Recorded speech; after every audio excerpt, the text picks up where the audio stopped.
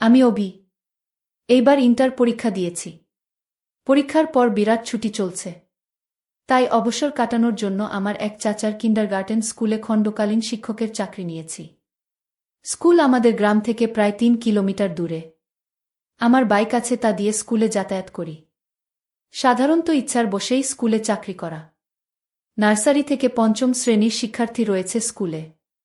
আমি ইংরেজি শিক্ষক হিসেবে যোগ দেই।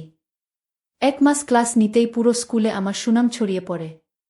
বাচ্চাদের অভিভাবকরা তাদের সন্তানদের প্রাইভেট পড়ানোর জন্য অনুরোধ করতে থাকে। আমি প্রথমে প্রাইভেট পড়াবো না বলি, কিন্তু অভিভাবকদের অত্যাধিক অনুরোধের জন্য শেষে রাজি হই।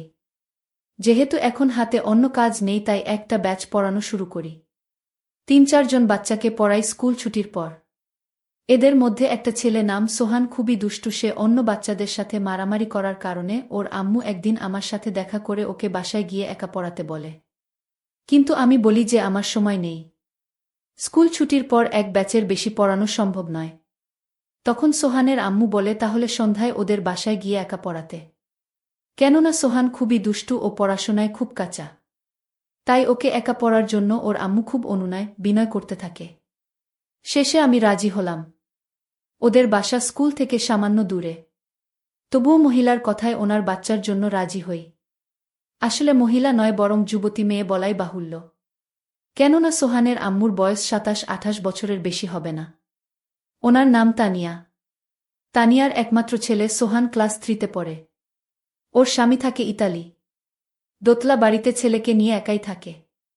তো প্রতিদিন স্কুল টিউশনি শেষে বাসায় ফিরি দুপুর 2টায়। বাসায় এসে খাওয়া বিশ্রাম শেষে সন্ধ্যার দিকে বাইক নিয়ে তানিয়ার বাসায় যাই ওর ছেলেকে পড়াতে। বলে রাখি যে তানিয়ারা ভালোই সচ্ছল। স্বামী ইতালি থাকায় ভালোই আছে। আমাকে ৫,০০০ টাকা টিউশনির জন্য দেবে বলে সঙ্গে বাইকের তেলের খরচের জন্য এক্সট্রা টাকাও দেবে। এত অফার পেয়ে রাজিও হয়ে যাই। তো নিয়মিত ওদের বাসায় গিয়ে ওর ছেলেকে পড়াতে লাগলাম। পড়ার মাঝে প্রতিদিনই স্ন্যাক্স, বিভিন্ন খাবার, ফল ইত্যাদি দেয় খাওয়ার জন্য। মাঝে মাঝে রাতের খাবারও খেয়ে আসি ওদের বাসা থেকে। আমি লক্ষ্য করি আমার প্রতি তানিয়ার একটা দুর্বলতা রয়েছে, কিন্তু সেটা ওকে বুঝতে দিলাম না। সে প্রায়ই আমাকে বিভিন্ন ইশারা ইঙ্গিতে আমার দৃষ্টি আকর্ষণের চেষ্টা করে। আমি দেখতে সুদর্শন, ফর্সা ও লম্বা, বয়স ২০ বছর। যেহেতু তানিয়ার স্বামী বিদেশ, তাই সে একা এবং আমি স্মার্ট একটা ছেলে, তাই আমার প্রতি ওর আকর্ষিত হওয়াটা স্বাভাবিক। আমার বয়স ২০ হলেও আমাকে দেখতে প্রায় ২৪-২৫ বছরের যুবক মনে হয়। কেননা মুখে খোঁচা খোঁচা দাড়ি ও আমার অভিব্যক্তিতে বড়দের মতো আচরণ ফুটে ওঠে। তাই তানিয়াও আমার প্রতি আকর্ষণ ফিল করে। তানিয়ার ফিগার খুবই ভালো। দেখতে তামিল নায়িকা আনুশকা শেঠির মতো হুবহু। তানিয়া বাসায় টি-শার্ট, টপ ও জিন্স পরে থাকে। আমি নিয়মিত খেয়াল করি সে ডেইলি টাইট ফিটিং টপ পরে। আমি ইতস্তত ফিল করলেও সে আমার সামনেই ঘুরঘুর করে। কিছুক্ষণ পর পর এটা ওটা খাবার, ছেলের খাতা, কলম নিয়ে আসে আর আমার দিকে লক্ষ্য রাখে যেন আমি ওর দিকে তাকাই। আমি সব বুঝতে পারলেও তানিয়াকে কিছু বুঝতে দিলাম না। এভাবেই প্রায় ১ মাস চলে গেল। আমি স্কুলের চাকরি ছেড়ে দিলাম, কিন্তু তানিয়ার ছেলেকে পড়াতে থাকলাম। এই ১ মাসে তানিয়ার সাথেও আমার ভালো সখ্যতা গড়ে উঠেছে। বলা চলে অনেক ফ্রি হয়ে গেছি আমরা। তানিয়াকে আমি ভাবি বলে সম্বোধন করি। প্রতিদিনই ওর ছেলেকে হোমওয়ার্ক করতে দিয়ে ওর সাথেই কথাবার্তা বলি। ১ ঘন্টার প্রাইভেটে ২-২.৫ ঘন্টা থাকি ওদের বাসায়। বিভিন্ন বিষয় নিয়ে তানিয়ার সাথে কথাবার্তা বলি। একদিন আমার গার্লফ্রেন্ড সম্পর্কে জিজ্ঞেস করে সে। আমি বলি আমার কোনো গার্লফ্রেন্ড নেই। তানিয়া তা শুনে অবাক হয়ে যায়। বলে, এমন হ্যান্ডসাম ছেলের গার্লফ্রেন্ড নেই? আমি হাসি। তানিয়া বলে, আমার বয়স যখন ১৫ তখন আমার বিয়ে হয়। কোনোদিন প্রেম করার সুযোগ পাইনি, হাহা। আমি বলি, সমস্যা কি, আপনার স্বামীর সাথে প্রেম করবেন? আমার স্বামী ২-২.৫ বছর পর পর দেশে আসে। প্রেম করার সুযোগ নাই। হাহা। স্বামী প্রবাস থাকলে এটা একটা সমস্যা। হ্যাঁ, যাক, বাদ দাও দুঃখের কথা। তোমার কথা বলো। ভার্সিটিতে ভর্তি হয়েছ? জাহাঙ্গীরনগর বিশ্ববিদ্যালয়ে ভর্তি হলাম। ওয়াও, জাহাঙ্গীরনগর। সেখানের পরিবেশ খুব সুন্দর। হ্যাঁ। কিছুদিন পর ক্লাস শুরু হবে। ও আচ্ছা, সামনের শুক্রবারে কি তুমি ফ্রি আছো? হ্যাঁ, কেন? সোহান বলল, কুরবানির ঈদের পর ঘুরতে যাবে কোথাও। গতকাল তো ঈদ গেল, এখন স্কুলও ছুটি, তাই সে বায়না ধরেছে নন্দন পার্ক যাবে। আমি তো চিনি না, তাই তোমাকে সঙ্গে নিয়ে যেতে চাই যদি তুমি ফ্রি থাকো আর কি। নন্দন পার্ক তো আমাদের ভার্সিটি থেকে সামান্য দূরে। তাছাড়া আমি ফ্রি আছি। পরশু শুক্রবার কখন যাবেন বলেন? এই সকাল 10টার দিকে। দেখি আমি একটা হাইলাক্স গাড়ি ভাড়া করব। তুমি সকালে চলে এসো। আমি ও সোহান রেডি থাকব।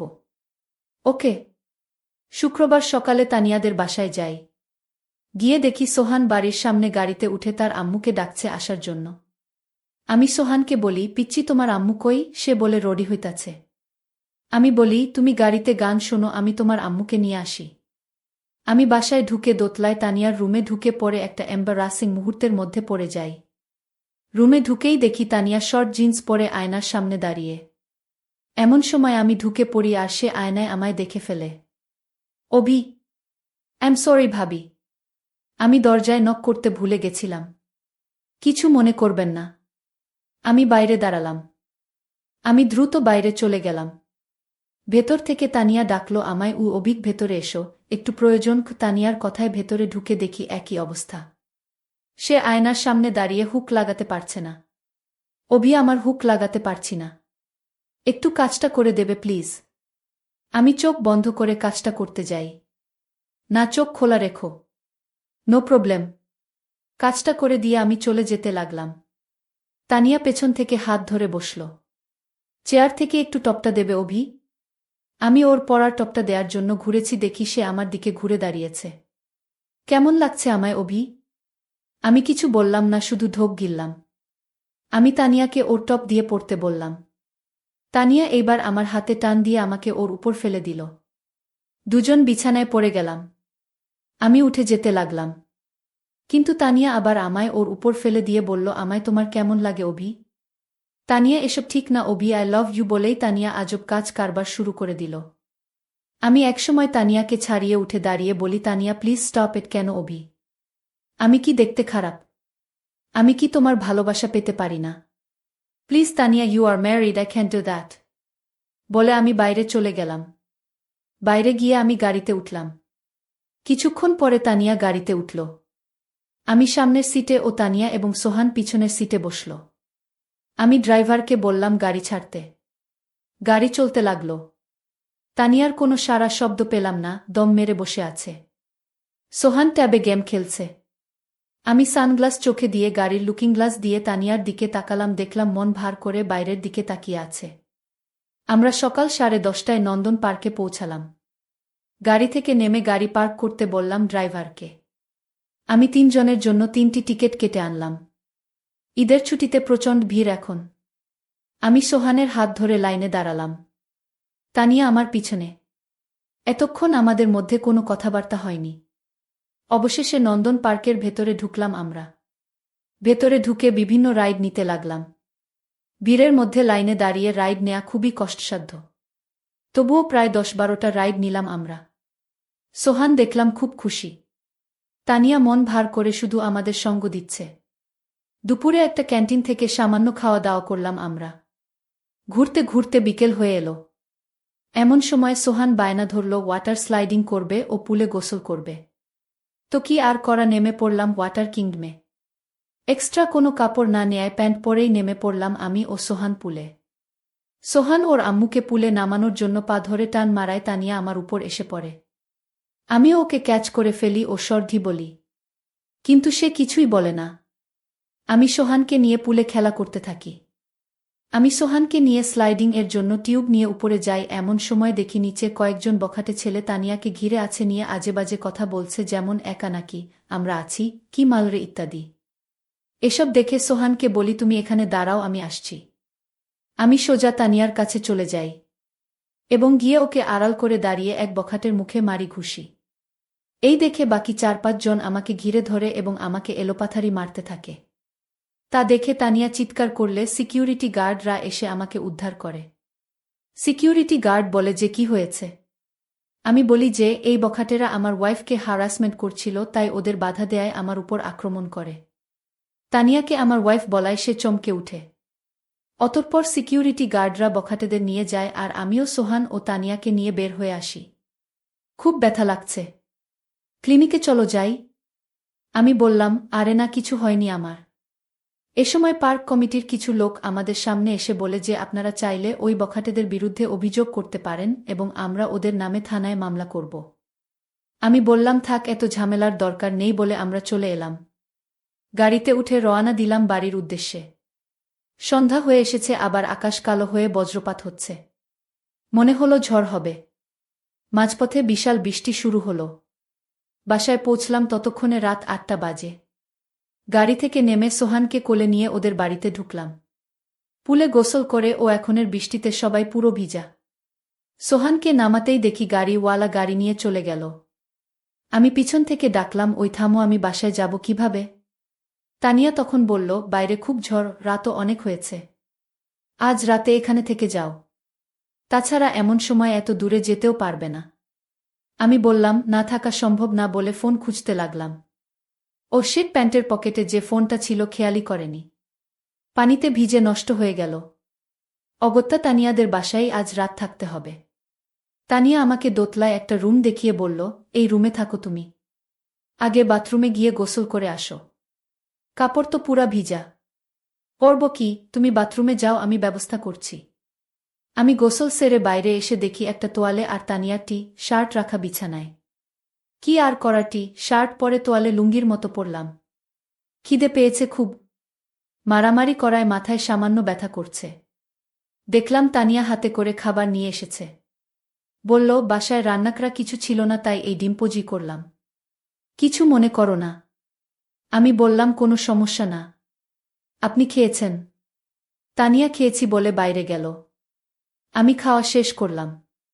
এমন সময় তানিয়া ফার্স্ট এইড বক্স নিয়ে এলো, আমাকে বলল, অভি, দেখি সামান্য মলম লাগিয়ে দেই। বলে সে আমার ঘাড়ে ও হাতে মলম লাগিয়ে দিল। আমাকে বিছানায় শুয়ে পড়তে বলল। আমি বিছানায় শুয়ে পড়লাম। সোহানও ঘুমিয়ে পড়েছে। তানিয়া বলল, কিছু মনে না করলে তোমার মাথাত ম্যাসাজ করে দেই। আমি ঘাড় নাড়লাম। তানিয়া আমার ঘাড় ম্যাসেজ করতে লাগল। অভিসকালের ঘটনার জন্য আই এম সরি। আমি চুপ রইলাম। মনে কিছু নিও না অভি। আমি একাকী থাকতে থাকতে অসহ্যকর যন্ত্রণায় ভুগতেছিলাম। তাই তোমাকে দেখে নিজেকে কন্ট্রোল করতে পারিনি। সর্ধি, ইটস ওকে। আমিও তোমাকে সবার সামনে আমার ওয়াইফ বলে ফেলেছি। I am sorry also. তুমি তো আমাকে বাঁচানোর জন্যই সব করেছ। I am really thankful to you. তানিয়ার কথা শেষ হওয়ার আগেই বিদ্যুৎ চলে গেল। পুরো ঘর অন্ধকার হয়ে গেল। আমি বিছানায় শুয়ে, তানিয়া আমার মাথার পাশে বসা। বাইরে প্রচণ্ড বৃষ্টি হচ্ছে। এমন সময় প্রকাণ্ড এক বজ্রপাত হলো। তানিয়া সঙ্গে সঙ্গে আমাকে জাপটে ধরল। বজ্রপাত থামলে তানিয়া আমাকে ছেড়ে দিল। বলল, আমি মোমবাতি নিয়ে আসি। তানিয়া মোমবাতি আনতে গেল আর আমি তানিয়ার কথা চিন্তা করতে লাগলাম। যুবতী একটা মেয়ে, ২৪-২৫ বছর বয়স। বিয়ের পর থেকেই স্বামী বিদেশ, ২ বছর পর পর দেখা হয়। স্বাভাবিকভাবেই ভয়াবহ অসুখী জীবন পার করছে। তারও বাসনা আছে। আমি কি তাকে একটু সুখ দিতে পারি না? সে বিবাহিতা। তবুও তার ভালোবাসার অধিকার আছে। আমার প্রতি তার একটা দুর্বলতা আছে। সে তো আমায় বলেছে যে সে আমায় ভালোবাসে। আমি কি তাকে একটু ভালোবাসা দিতে পারব না? ভাবতে ভাবতে তানিয়া মোমবাতি নিয়ে টেবিলে রাখল। আমি বিছানা ছেড়ে দাঁড়ালাম। তানিয়া, তোমাকে একটা কথা বলতে চাই। কি বলো? I love you too. আমার একটা শুনে তানিয়া হতবিহ্বল হয়ে গেল। সত্যি? আমি তানিয়ার সামনে এগিয়ে এলাম। আমার দুহাত দিয়ে ওর মুখে ধরে বললাম, হ্যাঁ, সত্যি আমি তোমাকে ভালোবেসে ফেলেছি। I really started loving you. এটা শুনেই তানিয়া বলল, over I need you now. বলে তানিয়া আমাকে বিছানায় ফেলে দিল। বাইরে তখন প্রচণ্ড বৃষ্টি পড়ছে, সাথে বিদ্যুতের চমক। এদিকে তোমরা নিশ্চয় বুঝতে পারছো আমাদের মধ্যে কি হয়েছিল। হ্যালো বন্ধুরা, কেমন আছো তোমরা? তোমাদের জন্য আবারও সম্পূর্ণ নতুন এক বাস্তব ঘটনা নিয়ে চলে এলাম। আজকের গল্প মা, ছেলে ও মেয়ে। আশা করি গল্পটি তোমাদের অনেক ভালো লাগবে। তাহলে বন্ধুরা, চলো গল্পটি তোমাদের সাথে শেয়ার করি। আমার বাবা একজন বিশ্ব মাতাল, 2 বেলা বাংলা ছাড়া চলে না। পানি খেয়ে সব শেষ করে ফেলেছে। ডাক্তার দেখিয়েছি বলছে আর মাত্র কিছু দিনের মধ্যে তোমার বাবা মারা যাবে। খুব বেশি হলে 3 মাস বাঁচবে। ডাক্তার দেখিয়ে বাড়ি ফেরার পর মাকে সব বললাম। মা কেঁদে কেঁদে চোখ ভাসাল। আমার বয়স 24 বছর। আমি একটি ছোট ব্যবসা করি। আমার বাবার নাম নিখিল বিশ্বাস। বাবার বয়স 50 বছর। আমার একটা ছোট্ট বোন আছে। তার বয়স 18 বছর। আমার বোন কলেজে পড়ে। বোনের নাম রূপা বিশ্বাস। আমার মা অরুণা বিশ্বাস। মায়ের বয়স 40 বছর। আমাদের পারিবারিক অবস্থা ভালোই ছিল। বাবার কারখানা বন্ধ হয়ে যেতে আমাদের জীবনে অন্ধকার নেমে এলো। বাবার রোজগার ছিল না। আমাদের চলতে খুব কষ্ট হচ্ছিল। বাবা একটি কোম্পানির কিছু মাল বিক্রি করত। তাতে আমাদের সংসার চলত না। আমি পড়াশোনা বাদ দিয়ে ছোটখাটো একটা ব্যবসা করি। আমার রোজগারের সংসার চলে। আর তারপর থেকেই বাবা পুরো মাতাল হয়ে গেল। 3 বছর আগের কথা। আমি বাড়ির সামনে একটি দোকান করেছি। সারাদিন আমি দোকানেই থাকি। বাবা এখন আর কাজ করে না। আমার কাছ থেকে টাকা নেয় আর বাংলা খায়, কিছু বলি না। কারণ ওনার মনে অনেক কষ্ট। তাছাড়া বাবা আগে অনেক ভালো ছিল। মা যখন আমার কাছে দোকানে আসতো বাবা মাকে গালাগালি করত। অকথ্য ভাষায় গালাগালি দিত। বাবা মাতাল বলে আমি বাবাকে কিছু বলতাম না। কিন্তু দিন দিন তা বেড়েই চলছে। এমন এমন কথা বলতো যা সহ্য করা যেত না। বেশি গালাগালি করত বাবা যখন বাংলার টাকা না পেত। মা থাকলে আমাকে টাকা দিত না। একদিন বাবা মাকে দেখেই বলল, কি রে, নতুন ভাতারের কাছে এসে বসে আছিস? মা আমাকে বলল, শুনলি কি বলল, মাত্রা ছাড়িয়ে যাচ্ছে তোর বাবা। আমি বললাম, বাবা থামবে। তুমি কি বলছো, হুঁশ আছে তোমার? তিনি আমার মা হয়। এই নাও টাকা বলে আমি 100 টাকা দিলাম। বাবা টাকা নিয়ে চলে গেল। মা বলল, তুই টাকা দিয়ে সব শেষ করলি, এভাবে খেলে বাঁচবেন না। আমি বললাম যে যাতে খুশি থাকে তাই দিতে হয়। মা বলল, আজকাল কি হয়েছে, কি সব বলে? না, আমি আর তোর কাছে আসব না বলে মা বাড়ি চলে গেল। আমি ভাবলাম, বাবা কি বলে শেষ পর্যন্ত ছেলেকে ভাতার বানিয়ে দিল। মাতাল কি সব বলে। সন্ধ্যের সময়ে সব হল, আমি দোকানদারি করেছিলাম। মা আমার কাছে এলো 9:30টার সময়। কাস্টমার নেই তাই মা ও আমি গোছাতে লাগলাম। রাত 10 বেজে গেল সব কিছু গোছাতে। আমি শাটার ফেলে দিলাম এবং মা আর আমি দুজনে দোকানের ভেতরে। এমন সময়ে বাবা এলো আর বলল, এই তো দুজনেই আছি, দেখছি কি হচ্ছে ভেতরে? বাবা বলছে, খেলা হচ্ছে শাটার ফেলে। আমি বললাম, বাবা তুমি মাত্রা ছাড়িয়ে যাচ্ছে কিন্তু। আমি আর তোমাকে টাকা দেব না। বাবা বলল, না না আর বলবো না, ভুল হয়ে গেছে। এই দেখ আমি কান ধরছি। আমি বললাম, যাও বাড়ি যাও, গিয়ে শুয়ে পড়ো। আমি মাকে বললাম, মা তুমিও যাও, মাতালটাকে খেতে দাও। আমি বন্ধ করে আসছি। বাবা আর মা যেতে যেতে মাকে গালাগালি করছিল। সব শুনতে না পেলেও আমি এটুকু শুনলাম, সামনে তো বেশ আছে তোর। তার ছেলেকে দিস না কি? মা বলল, কি সব বলছো তুমি, ছাই পাশ খেয়ে যা খুশি তাই বলো। ওটা আমার ছেলে। তুমি এত খারাপ হয়ে গেছ। আমি বন্ধ করে বাড়ি যেতে দেখি বাবাকে শুয়ে পড়েছে। আমি মা ছোট বোন খেয়ে নিলাম, তারপর ঘুমাতে গেলাম। বাবা মাতলামো আরও বেড়ে গেল। তার কিছু দিনের মধ্যে বাবা একদম নরম হয়ে গেল। চলাফেরা করতে পারে না বললেই চলে। এরপর আর বের হতে পারত না। তাই আমি দোকানে বসিয়ে রাখতাম। মা না করা সত্ত্বেও আমি বাবাকে বাংলা এনে দিতাম। আর আমার দোকানে বসে থাকত। কিন্তু বাবা মোটেও মাকে সহ্য করতে পারত না। মাকে দেখলেই গালাগালি করত। উল্টো কথা বলত। পরের দিন রাতে মা আসতেই বাবা মাকে বলল, অরুণা এই ক্ষত নিয়ে আমার সামনে ঘুরবি না। নাগর খুঁজতে বেরিয়েছে। যা যা এখান থেকে যা। এভাবে আরও বেশ কয়েকদিন কেটে গেল। বাবা কথার জন্য মা দোকানের কাছে আসত না। আমি বাবাকে বোঝালাম। বাবা মাকে এসব কেন বলো? মা কষ্ট পায়, তুমি বোঝো না। বাবা কেঁদে দিল, বলল, তোরা শুধু আমার উপরটা দেখলি, ভিতরটা দেখলি না। আমি কিছু করতে পারি না। আমার কি কষ্ট সেটা তোরা বুঝলি না। আমি বললাম, বাবা আমি তো আছি, সব খেয়াল রেখেছি তো। বাবা বলল, আমার এই অবস্থা না হলে তোকেই দোকানদারি করতে হতো। ভাল পড়াশোনা করে একটা ভালো চাকরি পাবি, কত আশা ছিল। আমি বললাম, যা হবার হয়ে গেছে, চলে যাচ্ছে। সমস্যা হচ্ছে না। বাবা বলল, তোর বোন বড় হয়েছে, ওকে বিয়ে দেবে কি করে? আমি সেই সব ভেবে খেয়ে থাকি বাবা। আমি বললাম, আমি তো আছি, ওর দায়িত্ব আমার, তোমাকে ভাবতে হবে না। বাবা বলল, কত বড় হয়েছে দেখেছিস তো, মায়ের মতো হয়ে গেছে। আমি বললাম, তোমার বয়স হয়েছে তা ও বড় হবে না। বাবা বলল, তোর মায়ের কোনো অয়ত্ন করিস না। এসব কথা বলছিলাম, মা দূর থেকে ডাক দিল, তোর হলো, এবার দোকান বন্ধ করে আয়। আমি বললাম, মা আসছে তো বন্ধ করছি। বাবা বলল, এই অরুণা দিকে আসত। মা কাছে আসতে বলল, আমার দিন শেষ। ছেলেকে নিয়ে থেকো তুমি, সব ওদের আগলে রেখো। মা বলল, আজ এত মিষ্টি কথা গলায় পড়ে নাই। আমি বললাম, মা বাবার শরীর একদম ভালো না। মা বলল, কি সব কথা বলে শুনেছিস না তুই? নিজের ছেলেকে নিয়ে এমন কথা কেউ বলে তো বাবা যা বলত। আমি বললাম, আমি বুঝি মা, বাবাকে ক্ষমা করে দাও। বাবা অনুতপ্ত। মা বলল, দেখ কালকে কি করে। ওকে আর সহ্য হয় না। আমি মেনে নিতে পারি না ওর কথাগুলো। আমি বললাম, কেন মিছে মিছে বাবার উপর রাগ করছো? বাবা যা বলে নেশার ঘোরে বলে। এসব মনে না রাখাই ভালো। মা বলল, আমি বুঝি, কিন্তু তখন মনে পড়ে, তখন খারাপ লাগে বাবা। তোর বোনটাও এখন জেনে গেছে তোর বাবা এমন কথা বলে। আমি বললাম, ঠিক আছে বাবা, আর এরকম কথা বলবেন না কিন্তু। বাবা বলল, আর বলবো না, এবার ঘরে চলো। আমরা সবাই ঘরে চলে গেলাম। এরপরও দুই বাবা চুপচাপ ছিল। একদিন বলল, একটু বাংলা খাওয়াবি বাবা? খুব আবদার করল। আমি এনেও দিলাম। আর কোথায় যাবে রাতে আগের মতো শুরু করল। আমি রেগে গিয়ে বাবাকে বললাম, থামবে তুমি? নেশা করে কি বলো, তোমার হুঁশ আছে? এতে মা বিড়ম্বনায় পড়ে একদম চুপ, আর বাজে বকবে না।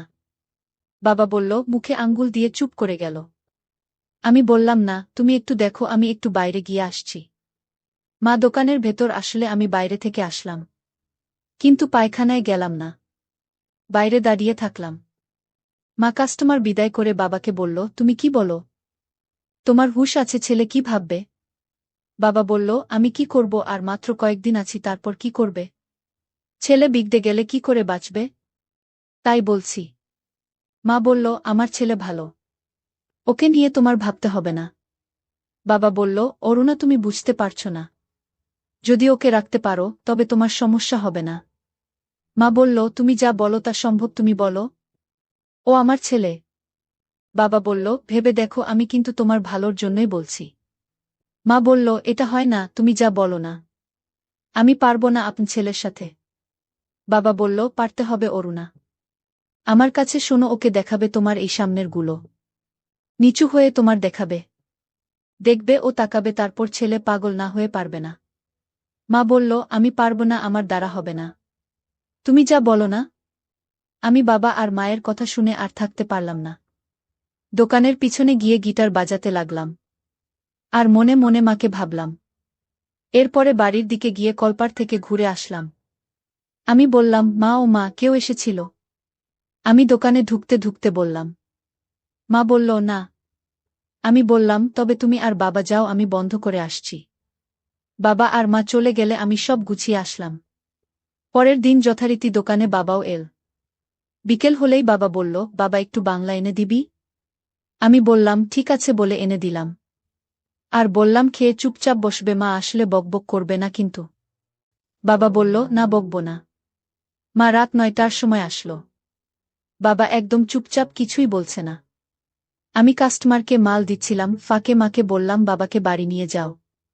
মা বাবাকে বলল, যাও, মেয়েটা একা আছে, আস্তে আস্তে বাড়ি যাও, আমরা বন্ধ করে আসছে।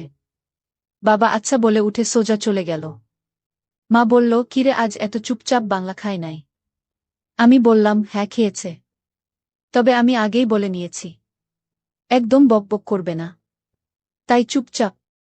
মা বলল, এভাবে বলেনি, ওর আজেবাজে কথা আমার ভাল লাগে না। আমি বললাম, মা এবার বন্ধ করে বলে বাইরের জিনিস আনতে গেলাম। তুমি ভেতরটা ঝাড়ু দাও। মা ছাড় দিতে লাগল। আমি বাইরের জিনিস এনে ভেতরে রাখতে লাগলাম। মা নিচু হয়ে ঝাড়ু দিতেছিল। আমি ইচ্ছে করে হাতে নিয়ে সে মায়ের পিছে আমার ঠেকিয়ে দিয়ে বললাম, সেইগুলো রাখব। মা বলল, এই যা লেগে গেল, বলে সরে দাঁড়াল। আমি বললাম, মা তোমার লাগেনি তো? মা বলল, না না, ঠিক আছে। তোরা আনা হয়ে গেছে? আমি বললাম, হ্যাঁ মা। মা বলল, তুই তুলে বস, আমি ভালো করে ঝাড়ু দিয়ে দিচ্ছি। আমি টুলের উপর বসতে মা নিচু হয়ে ঝাড়ু দেওয়ার সময় মায়ের দেখতে পেলাম। কি সুন্দর! মা ঝাড়ু শেষ করে বলেন, এবার শাটার নামিয়ে ফেল হয়ে গেছে তো? আমি বললাম, হ্যাঁ মা বলে বেরিয়ে শাটার নামিয়ে ফেললাম এবং পেছন দিয়ে ভেতরে আসলাম। মা বলল, হয়েছে চল। আমি বললাম, দাঁড়াও ক্যাশ গুছিয়ে নেই। মা বলল, কই দেখি বলে আমার সাথে হাত লাগালো। দুইজনে টাকা গুছিয়ে বাড়ি গেলাম। পরের দিন দুপুরে বাড়ি গেলে দেখি মা কলপারে দাঁড়িয়ে স্নান করছে। আমি বললাম, মা আজ এত দেরি হলো? মা বলল, কি করব? কিছু কাপড় পরিষ্কার করা ছিল তাই। আমি বললাম, বাবা কই গেছে? বোন এখনো কলেজ থেকে ফেরেনি। মা বলল, খেয়ে ঘুমিয়ে পড়েছে। ওকে খাওয়াতে আরও দেরি হয়ে গেল। তোর বোনের আজ আসতে দেরি হবে। তুই এক কাজ করবি, আমার পিঠে একটু সাবান লাগিয়ে দিবি। একা একা পারা যায় না। আমি বললাম, ঠিক আছে দাঁড়াও গামছা পরে আসছি বলে ঘরে গিয়ে সব খুলে গামছা পরে এলাম। হাতে সাবান খোসা নিয়ে মায়ের চৌড়া পিঠে সাবান লাগিয়ে দিতে লাগলাম। ভালো করে মায়ের পিঠে সাবান লাগিয়ে দিলাম। মা বলল, নে এবার হয়েছে বলে খোসা নিয়ে নিজের দুই পায়ে সাবান দিতে লাগল। ধবধবে ফর্সা মায়ের পা দুটো। আমি পাশে দাঁড়িয়ে মায়ের সাবান দেওয়া দেখছি। ভেতরের যন্ত্রণা করছে। মা সাবান লাগানো শেষ করে বলল, বালতিতে জল ভরে দে বাবা। আমি কল চেপে বালতি ভরে দিলাম বা বালতি আনতে আমার সামনেও দেখা গেল। সেটা মায়ের চোখে পড়ে গেল। মা বলল, দে এবার ঢেলে নেই বলে গায়ে জল ঢালল। শাড়ি ভিজে যাওয়ায় মায়ের সামনে দেখা যাচ্ছে। এক মুহূর্ত দেখতে পেলাম। মা বলল, আর এক বালতি জল ভরে দে বাবা। আমি আচ্ছা বলে বালতি ভরলাম কল চেপে। মা সামনে দাঁড়িয়ে আবার জল ঢালল। আমি মায়ের সম্পূর্ণ দেখতে পেলাম। মা বলল, নে আমি যাচ্ছি তুই স্নান করে আয়। আমি বললাম, ঠিক আছে মা বলে মায়ের দিকে তাকালাম। মা হেঁটে যাচ্ছে। যা হোক হবে। মনে মনে হয় ভেবে আমিও স্নান করে ঘরে ফিরলাম। আর দুপুরের খাবার খেয়ে ঘুম দিলাম।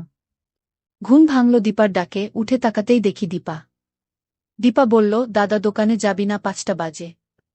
আমি বললাম, হ্যাঁ যাব বলে উঠে পড়লাম। আর ওর দিকে তাকালাম দেখি নাই পরে দাঁড়ান। ভেতরে মনে হয় কিছু পড়েনি। বোনের সামনের বেশ মায়ের মতন। কিরে কখন বাড়ি এলি? বোন বলল, এই তো কিছুক্ষণ আগে খেয়ে উঠে তোকে ডাকতে এলাম। এবার ওর দাদা। আমি বললাম, এই তো যাচ্ছি বলে উঠে বসলাম। দীপা বলল, দাদা তোর অনেক কষ্ট হয়। 2 বেলা দোকানদারি করিস। আমি বললাম, দূর পাগল দোকানে বসে থাকা এতে আর কিসের কষ্ট? তুই বস আমার পাশে আর কেমন চলছে তোর পড়াশোনা? দীপা বলল, এই চলছে দাদা আমি তোর জন্য একটা চাকরির ফর্ম এনেছি। এবার একটু বসবে। আমি বললাম, সময় কই? দীপা বলল, না দাদা তোকে চাকরি করতে হবে। আমি সাহায্য করব। নোট খুঁচিয়ে দেব। আমি বললাম, তুই অনেক বড় হয়ে গেছিস রে। দীপা বলল, দাদা কি যে বলিস? আমি তোর বোন। দাদা তোর একটা চাকরি হলে আমরা কত ভাল থাকব। বাবা ওরকম হয়ে গেছে আকথা কুকথা বলে। তুই ছাড়া আমাদের কে আছে বল? আমি বললাম, আমার মা এবার তুমি থামো। আমি দোকানে যাচ্ছি। দীপা দাদা বলে আমার চুল ধরল। আমি বললাম, এই ছাড় লাগছে তো বলে ওকে টেনে বিছানায় ফেললাম এবং ঘুরে আমি ওর চেপে ধরলাম। দীপা বলল, ওহ দাদা না না চেপে ধরিস না। আমি বললাম, তবে চুল ছাড়া লাগছে বলে ওর উপরে উঠে গেলাম।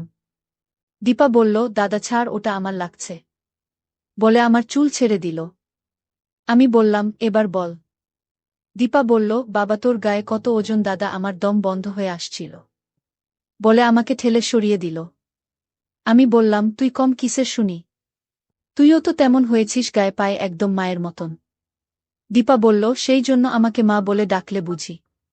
আমি বললাম, হ্যাঁ আমার ছোট মা। দীপা আমার গাল ধরে দিয়ে আমার লক্ষ্মী দাদা। আমি হঠাৎ ও হামিতে স্তম্ভিত হয়ে গেলাম। আমি বললাম, আমার পাগলি বোন। দীপা বলল, দাদা এবার ওর দোকানে যা দেরি হয়ে যাচ্ছে। আমি বললাম, হ্যারে যাচ্ছে বলে চিত হয়ে শুয়ে পড়লাম। দীপা উঠে আমার হাত ধরে টান দিতে লাগল। ওঠ দাদা ওঠ। দীপা আমার দিকে অবাক দৃষ্টিতে তাকাল আর বলল, কি হচ্ছে দাদা? আমি বললাম, কেন কি হয়েছে রাগ করলে নাকি টেনে ফেললাম বলে? দীপা বলল, হু না দাদা মা এসে দেখলে কি ভাববে? তাই এবার ওঠ। আমি দীপার দিয়ে বললাম, আসবে না এখন? দীপা বলল, না দাদা ওঠে না চল। দীপা বলল, না দাদা স্যার, এবার হিতে বিপরীত হয়ে যাবে বলে জোর করে উঠে পড়ল। আমি বললাম, আচ্ছা চল বলে ভাই বোনে উঠে পড়লাম। আর দেরি করলাম না, দোকানের দিকে রওনা দিলাম এক গ্লাস জল খেয়ে। একা একা দোকানদারি করছিলাম, মা এলো 8টার পরে। আমি মাকে জিজ্ঞেস করলাম, বাবা কই? মা বলে উঠল না। দেখলাম নরম হয়ে গেছে বাবা, আর মনে হয় বাঁচবে না তোর বাবা। এখন কি হবে আমাদের? আমি বললাম, ভেবো না, আমি তো আছি, সব সামলে নিয়েছি তো। মা বলল, কে বলছিল তো চাকরির কথা? বসবে পরীক্ষায়? আমি বললাম, হ্যাঁ মা বসব। মা বলল, তো অনেক দূরে সিট পড়বে, ওখানে গিয়ে থেকে পরীক্ষা দিতে হবে। আমি বললাম, যাব, তুমি একদিন দোকান সামলাতে পারবে না? মা বলল, আমি কি সব জিনিসের দাম জানি? আমি বললাম, কয়েকদিন থাকলে জেনে যাবে, এখন তো দেরি আছে। মা বলল, হ্যাঁ দেরি আছে, তবে দীপাকে একটা মোবাইল কিনে দিতে পারবি। আমি বললাম, ওর মোবাইল লাগবে, ও তো আমাকে কিছু বলেনি। মা বলল, লজ্জা পায় তাই আমাকে বলল। আমি বললাম, আমার বোনটা একটু বোকা আছে। মা বলল, দেখিস না তোর কাছে আসতে ভয় পায়। আমার নাম মোহিনী। আমার এমন একটি পরিবারে বিয়ে হয়েছিল যেখানে আমার শ্বশুর ও বর ছাড়া আর কেউই ছিল না। ছেলেটির কোনো ভাই বা বোনও ছিল না। আমার শাশুড়ি অনেক আগেই মারা গেছিল। আমি শহরের মেয়ে, কিন্তু আমার বিয়ে হয়েছিল গ্রামে। আমার প্রথম থেকেই ইচ্ছে ছিল শহরে বিয়ে করার, কিন্তু আমি যেটা চেয়েছিলাম সেটা হয়নি। গ্রাম থেকে সম্বন্ধ এসেছিল আমার জন্য এবং আমার বাবা মা পছন্দ করেছিল। কারণ ছেলেটি গ্রামে থাকলেও শহরে জব করত এবং ভালো টাকা ইনকাম করত। তাই আমার বাবা মা চেয়েছিল ওই ফ্যামিলিতে বিয়ে হোক, তাহলে আমারও সুবিধা হতো। বাবা মা ভেবেছিল যখনই ছেলেটা শহরে আসবে কাজের জন্য, তার সঙ্গে আমি চলে আসতে পারব বাবার বাড়িতে। এখনকার যুগে প্রত্যেকটা বাবা মা চায় তাদের মেয়েদের যাতে ছোট ফ্যামিলিতে বিয়ে হয়। ছেলেটি শহরে জব করত, কিন্তু শহরে থাকত না।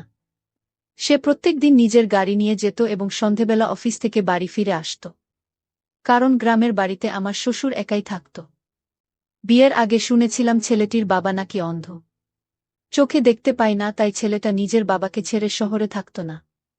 তার বাবার খেয়াল রাখার জন্য যে প্রত্যেক দিন অফিস থেকে রাতের বেলা বাড়ি ফিরে আসত। আমার বাবা মা এটা ভেবে বিয়ে দিয়েছিল যে আমাকে শ্বশুরবাড়িতে খুব বেশি একটু কাজ বাজ করতে হবে না। যেহেতু আমি অনেক শিক্ষিত এবং শহরের মেয়ে, তাই এটা ভেবে বিয়ে দিয়েছিল আমার বাবা মা যে ওই বাড়িতে গিয়ে আমাকে খুব বেশি একটা কাজ করতে হবে না। তাই বাবা মা সম্বন্ধটা পছন্দ করেছিল। তারপর আমি বিয়ে হয়ে চলে আসি শ্বশুরবাড়িতে। শ্বশুর বাড়িতে যখন আমি শ্বশুর মশাইকে দেখেছিলাম তখন খুব কষ্ট হয়েছিল। কারণ সে তার একমাত্র ছেলের বিয়ে দেখতে পায়নি। বিয়ের আগেই শুনেছিলাম আমার শ্বশুর নাকি এই গ্রামে খুব ভালো লোক। এই গ্রামের লোক আমার শ্বশুরকে খুব মানে। তাই আমার খুব কষ্ট হয়েছিল, এত ভালো একটা লোকের সঙ্গে ভগবান কেন এত খারাপ করেছিল। আমার শ্বশুর প্রথম থেকেই অন্ধ ছিল না। আমার বিয়ের 3 বছর আগে উনি অন্ধ হয়ে গেছেন। আমার শ্বশুরের অন্ধ হয়ে যাওয়ার পরেই বাড়িতে 12 মাসই কাজের মাসি লেগে থাকত আমার শ্বশুরের দেখাশোনার জন্য। যেহেতু আমার বর সকাল বেলা চলে যেত অফিসে এবং রাতে বাড়ি ফিরত, তাই সে যতটা পারত তার বাবার সেবায়ত্ন করত। এবং তার চলে যাওয়ার পরে কাজের মাসিরা আমার শ্বশুরের দেখভাল করত। যে কাজের মাসিরা একটানা 1 বছর ছিল আমার শ্বশুরের দেখাশোনার জন্য, সেই কাজের মাসিটা গত 3 মাস থেকে আসেনি। তাই সম্পূর্ণ চাপ আমার বরের উপরে পড়ে যায়। শ্বশুরকে খাইয়ে দেওয়া থেকে শুরু করে জামাকাপড় পরিবর্তন করা, স্নান করানো, বাথরুম নিয়ে যাওয়া, এই সমস্ত কাজ করার পরে আমার বর অফিসে যেত। আমার শ্বশুর বরকে বলতো বিয়ে করে বৌমাকে বাড়ি নিয়ে চলে যায়। বৌমা থাকলে তোর উপরে এত চাপ হবে না, বৌমা আমার দেখাশোনা করবে। শ্বশুরের চাপের জন্য বর আমাকে বিয়ে করে, যাতে তার দায়িত্বটা আমি পালন করতে পারি। এই সমস্ত কথা বিয়ের আগে বর আমার বাবা মাকে বলেছিল। তার বাবার দেখাশোনা সে করে। বিয়ের দিন রাতে বর আমার খুব তারিফ করে এবং আমাকে বলে, এতদিন আমি বাবার সেবা যত্ন করেছি, এই দায়িত্বটা আজ থেকে তোমার ঘাড়ে দিচ্ছি। আমার অনুপস্থিতিতে বাবার খেয়াল রাখবে। বাবা খুবই সহজ সরল মানুষ। আমার ছাড়া বাবার আর এই দুনিয়াতে কেউ নেই। আমি জানি তুমি খুব বুদ্ধিমতী মেয়ে এবং তুমি সবকিছু সামলে নেবে। তোমার উপর আমার অনেক ভরসা আছে। তুমি দেখতে যতটা সুন্দর, তোমার ব্যবহার আরও সুন্দর। বরের মুখে আমার তারিফ শুনে আমি মুগ্ধ হয়ে যাই এবং তাকে আমি ভরসা দিয়ে শ্বশুরের দেখাশোনা এবং সেবা যত্ন আমি খুব ভালো করে করব। পরের দিন সকালবেলা আমার নাস্তা করার আগে বর বাজার থেকে সকালে খাবার দাবার কিনে নিয়ে চলে এসেছিল। বলেছিল তুমি এখন নতুন বউ, তাই দুদিন আমি বাইরে থেকে খাবার কিনে নিয়ে চলে আসব। ৩-৪ দিন পর থেকে তখন বাড়ির কাজকর্ম করবে। সেদিন শ্বশুর বাড়িতে আমার প্রথম দিন। টেবিলে বসে একসঙ্গে ৩ জন মিলে খেতে বসলাম। বর আমার পাশে বসেছিল, শ্বশুর আমার সামনে চেয়ারে বসেছিল। বর তার বাবাকে নিজে হাতে খাইয়ে দিচ্ছিল, আমার শ্বশুর বেশিরভাগ সময় কালো রঙের চশমা পরে থাকত। এইভাবে ২ থেকে ৩ দিন কেটে যাওয়ার পরে আমি বাড়ির সমস্ত কাজের চাপ নিজের ঘাড়ে নিয়ে নিয়েছি। সকালবেলা বর নিজে খেয়ে দেয় এবং শ্বশুরকে খাইয়ে দিয়ে অফিসে চলে যেত। তখন আমি বাড়ির কাজকর্ম করতাম। জানি না কেন আমার মনে হতো আমার শ্বশুর আমার দিকে যেন তাকিয়ে বসে আছেন। আমি রান্নাঘরে কাজ করতাম আর ঠিক তার সামনের ঘরে আমার শ্বশুর বসে থাকত এবং তার মুখের দিকে মাঝে মধ্যে তাকালেই দেখতাম উনি মনে মনে এবং মুচকি মুচকি আমার দিকে তাকিয়ে হাসছেন। কারণ আমার বাবার বাড়িতে এরকম কোনো লোক ছিল না। শ্বশুর বাড়িতে এই প্রথম আমার শ্বশুরকে দেখেছিলেন যিনি অন্ধ ছিলেন। আমি জানতাম উনি চোখে দেখতে পান না, অন্ধ। কিন্তু তাও জানি না কেন আমার মনে হতো উনি আমার দিকে তাকিয়ে আছেন। আমি এই বাড়ির নতুন বউ, তাই পাড়ার মহিলারা আমার সঙ্গে দেখা করতে আসত। বর অফিসে চলে যাওয়ার পরে আমি বাড়ির কাজকর্ম করতাম। আর আমার শ্বশুর রান্নাঘরের সামনে চেয়ারে বসে আমার সঙ্গে অনেক কথা বলতেন। তার অন্ধ হওয়ার আফসোস আমাকে বলতেন এবং বলতেন আমার বৌমাকে আমি চোখে দেখতেও পাই না। এর থেকে কষ্ট আর কিছুই আমার কাছে নেই। আমার শ্বশুর অনেক ভালো লোক ছিলেন। বর অফিসে চলে যাওয়ার পরে শ্বশুরের যা প্রয়োজন হতো আমার কাছে চাইত। আমি তখন নিয়ে গিয়ে শ্বশুরকে দিতাম। আমি বরকে জিজ্ঞাসা করেছিলাম, তার বাবাকে ভালো ডাক্তারের কাছে কেন নিয়ে যায়নি? তার বাবা কি আর ঠিক হবে না? বর বলেছিল অফিসের কাজের জন্য। সে যখন ৬ মাস ট্রেনিং ছিল সেই সময় তার বাবা অন্ধ হয়ে গেছে। শ্বশুরের চোখে প্রবলেম আগে থেকেই ছিল, কিন্তু উনি কখনোই বরকে বলেনি এবং বর যখন ভালো ডাক্তারের কাছে নিয়ে যেতে চেয়েছিল তখন শ্বশুর যায়নি। উনি বলেছিলেন আমি অন্ধ হয়েছি, এটাই আমার কপাল, তাই আমাকে নিয়ে আর মাথা ঘামিয়ে লাভ নেই। আমার অনেক বয়স হয়ে গেছে, যে কোনো সময় আমি এই পৃথিবী ছেড়ে চলে যাব, তাই আমাকে নিয়ে আর তুমি সময় নষ্ট করো না। বরকে বলেছিলাম তোমার বাবা যাই বলুক না কেন, উনাকে জোর করে ডাক্তারের কাছে নিয়ে যেতে হবে। বর তখন বলেছিল আমার বাবা অনেক জেদি মানুষ, কারো কথাই শুনবে না। অনেক চেষ্টা করেছিলাম ডাক্তারের কাছে নিয়ে যাওয়ার, কিন্তু উনি আমার একটা কথাও শোনেননি। আজ এমন একটা পরিস্থিতি হয়ে গেছে, হয়তোবা ভালো ডাক্তারের কাছে নিয়ে গেলে ওনার চোখ আর ভালো হবে না। বাবা এটা ভয় পাচ্ছে হয়তো এই বয়সে উনাকে চোখের অপারেশন করতে হবে। এই ভয়ের কারণে উনি ডাক্তারের কাছে যেতে চান না। এইভাবে বেশ কিছুদিন কেটে যায়। বর যখন অফিসে চলে যেত তখন আমি নিজের ইচ্ছে মতো বাড়িতে কাজ করতাম। আমি জানতাম আমার শ্বশুর অন্ধ, তাই গায়ে ঠিকঠাক কাপড় দিতাম না। যেহেতু অনেক গরমের দিন বাড়ির সমস্ত কাজ আমি নিজে করতাম। কিন্তু আমার প্রায় দিনই সন্দেহ হতো এটা ভেবে যে আমার শ্বশুর আমার দিকে তাকিয়ে আছেন। তারপরে আবার ভাবতাম এটা আমার মনের ভুল ধারণা। একটা অন্ধ মানুষ কি করে আমাকে দেখতে পারে? তাই আমি ঘরের কাজকর্ম করার সময় নিজের কাপড় চোপড় অতটা খেয়াল রাখতাম না, যেহেতু আমি বাড়িতে একা। সকালের খাবার আমার বর শ্বশুরকে খাইয়ে দিত এবং দুপুরের খাওয়াটা আমাকে খাইয়ে দিতে হতো। বেশ কিছুদিন কাটার পরে বরকে ট্রেনিংয়ের জন্য বাইরের রাজ্যে যেতে হয়। বরকে বারণ করেছিলাম আমাকে ছেড়ে যাতে না যায়, কারণ আমি জানতাম একা একা আমার ভাল লাগবে না।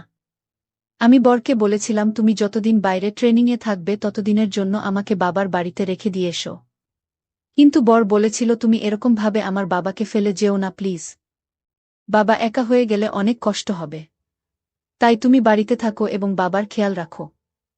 বর আমাকে অনেক ভালোবাসত। আমি জানতাম সে ১ মাসের জন্য বাইরে ট্রেনিংয়ে থাকলে এই বাড়িতে আমাকে একা একা ভাল লাগবে না।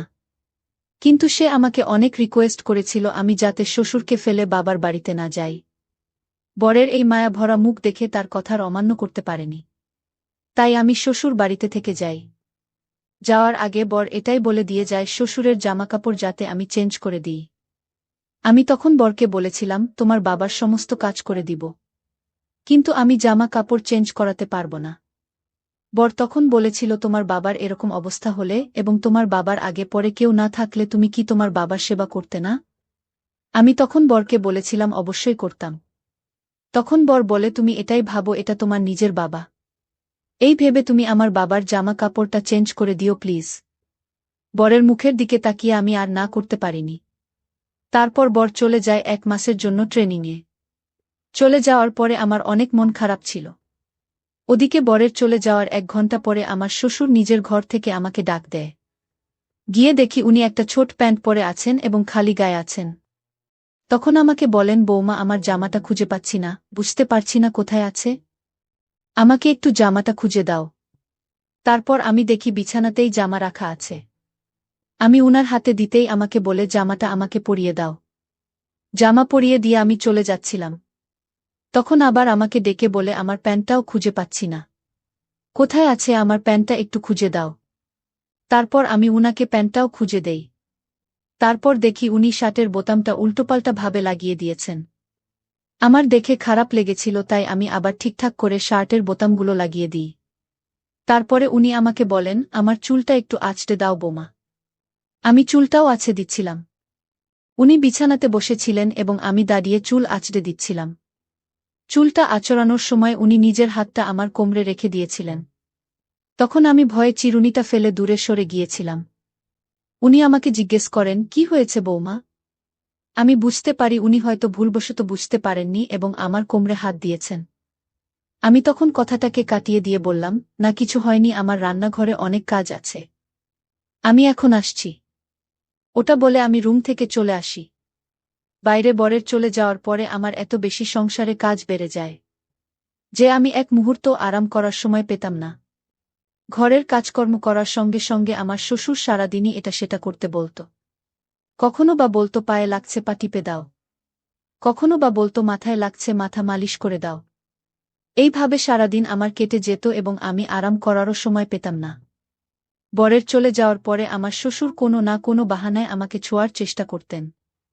আমি প্রথমে এই জিনিসগুলোকে ইগনোর করতাম। কিন্তু দেখি উনি প্রত্যেক দিনই আমাকে ছোঁয়ার কোনো না কোনো বাহানা খুঁজছেন। উনি অন্ধ বলে আমি এই কথাগুলোকে ইগনোর করে দিতাম। কিন্তু দিন দিন শ্বশুরের এই অভ্যেস আমাকে খারাপ লাগতে থাকে। আমি একদিন ভেবেছিলাম তার বাবার এই কাণ্ড কারখানাগুলো বরকে বলবো। তারপর দেখলাম বর আমার কথা কোনো মতেই বিশ্বাস করবে না। কারণ একটা অন্ধ বয়স্ক মানুষ এসব নোংরামি কেন করবে? একদিন তো আমি অবাক হয়েছিলাম শ্বশুরের কথা শুনে। উনি কথায় কথায় আমাকে ডাকতেন এবং ছোটখাটো কাজগুলো আমাকে দিয়ে করাতেন। যেমন চুল আঁচড়ানো, জল খাওয়া, এই সমস্ত ছোটখাটো কাজগুলো তিনি আমাকে দিয়ে করাতেন।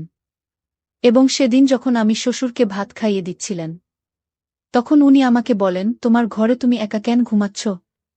তুমি আমার ঘরে ঘুমিয়ে যেতে পারো, তাহলে তোমার মন খারাপ করবে না।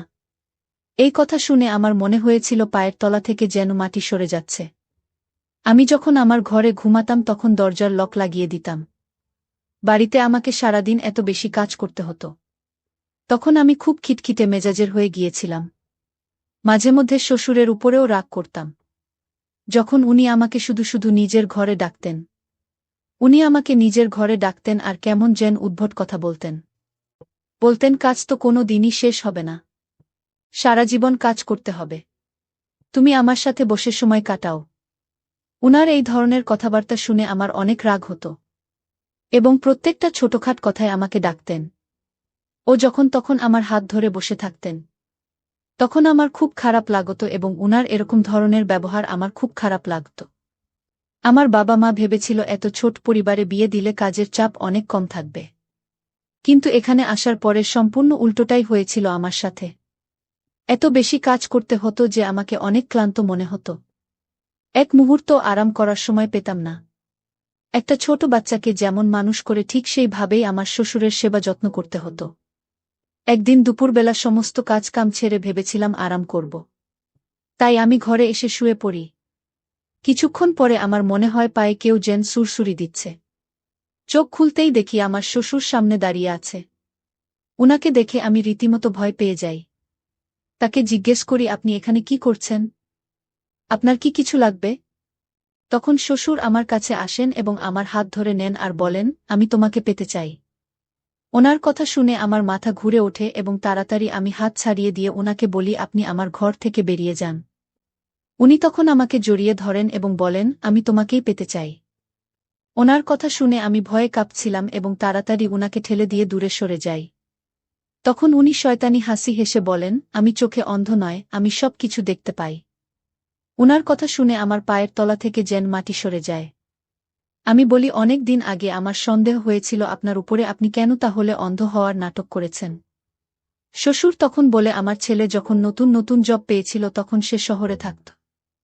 আমি এখানে একা থাকতাম, সে তার কাজে এত বেশি মত্ত হয়ে গেছিল যে আমার খেয়াল করত না। তার অ্যাটেনশন পাওয়ার জন্য আমি অন্ধ হওয়ার নাটক করি। এই কারণে আমি কোনোদিনই তার সঙ্গে ডাক্তারের কাছে যাইনি।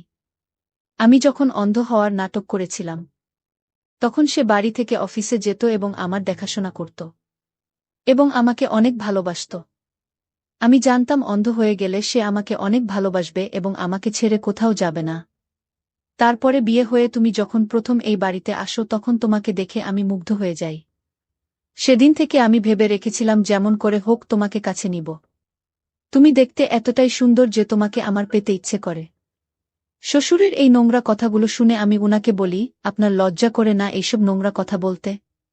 আমি আপনাকে বাবার মতোই ভেবেছিলাম, কিন্তু আপনি নিজের ছেলেও আমাকে ধোঁকা দিয়েছেন। তারপর শ্বশুর হাসি আর বলে, এই দিনের অপেক্ষায় আমি বসেছিলাম। আমার ছেলে প্রত্যেক বছর একবার করে ট্রেনিং নিয়ে যায়।